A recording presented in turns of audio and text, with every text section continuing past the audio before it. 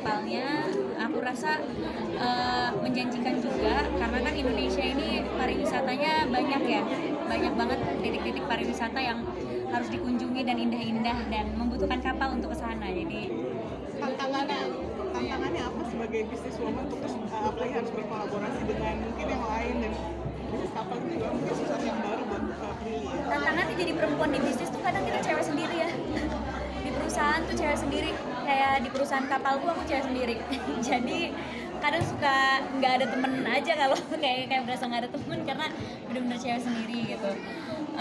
Tapi udah biasa sih ya, kadang emang dari awal kan perusahaan atau apapun itu pasti didominasi sama laki-laki. Tapi bukan berarti perempuan nggak bisa. Justru dengan di perusahaan kita cewek sendiri, kita tunjukkan kepemimpinan kita di situ kan. Bagaimana orang bisa percaya kalau perempuan itu memimpin. Paling tantangannya itu aja sih.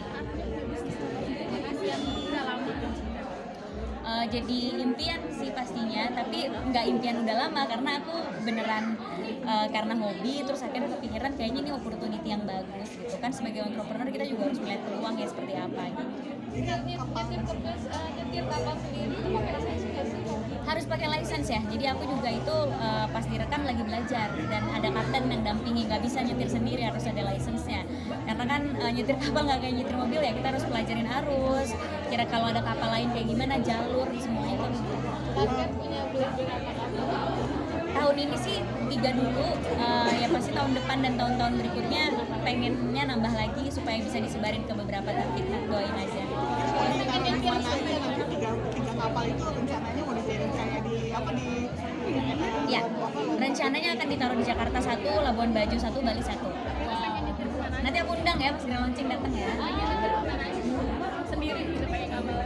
Aku sih pengen di Labuan Bajo juga, enak juga sih Labuan Bajo karena banyak titik-titik yang belum aku kunjungi waktu itu, soalnya kan nggak singkat liburan aku di sana, divingnya cuma 2 hari, jadi ya pengen cobain di sana.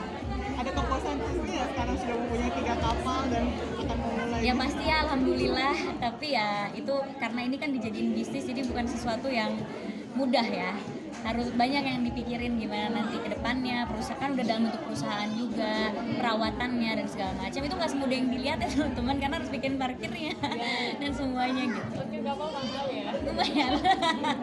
Ya. Terus gimana sih sekarang Prilly membagi waktunya gitu? Sekarang kan berarti nambah lagi nih Pril. Ya, bagi waktunya per jam.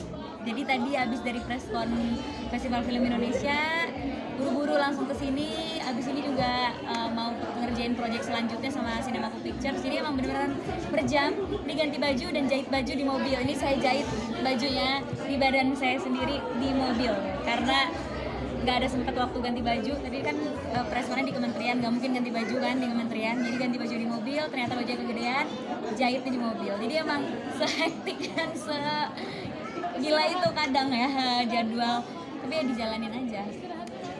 Istirahatnya pas pulang, pas tidur aja, itu aja waktu istirahat. Kalau kamu temuin kayak gitu hektik, bagaimana sih cara menghandle apa ya kayak situasi yang itu kan banyak kan tidak terduganya gitu ya Pril? Aduh, cara menghandle-nya harus legowo ya. Kayak misalnya tiba-tiba baju kegedean. Kalau misalnya aku marah atau nangis, gimana nih? Ini kan nggak selesai masalahnya. Jadi ya caranya, ya udah jahit di mobil aja deh. Gimana caranya biar bisa gitu. Ya udah akhirnya bisa kalau pelan-pelan gitu kan, jahitnya ketusuk-tusuk dikit sih sama jarum ya. Tapi ya udah. Jadi ya dibawa happy aja. Karena kalau misalnya dibawa kesel atau kayak dibawa hektik nanti malah burn out gitu. Jadi aku mah semua dibawa happy aja lah, mau gimana. Jadi jiwa leadershipnya juga termasuk kalau ketemu masalah-masalah. Betul, kan kayak kita kan sekarang jadi ketua pelaksana FFI, di PH ada apa, pasti kan ada masalah-masalah yang nggak terduga. Kalau kita jual kepemimpinannya yang nggak baik, nanti yang di bawah kita yang kita pimpin juga nggak bakalan berjalan dengan baik. Jadi harus bisa kerja tim juga, apa segala macem. Kalau dari saya satu kalimat ini tuh mungkin pesan buat perempuan-perempuan out there gitu yang bisa menginspirasi gitu ya. Buat perempuan-perempuan di luar sana yang masih takut untuk memimpin karena stigma dari banyak orang kalau perempuan itu nggak bisa, perempuan itu kadang lebih banyak emosinya daripada logikanya. Jangan pernah membiarkan orang tersebut menghentikan langkah kamu, karena perempuan bisa. Kalau misalnya nggak ada kursi yang tersedia untuk kita, kitalah yang bikin kursi itu sendiri.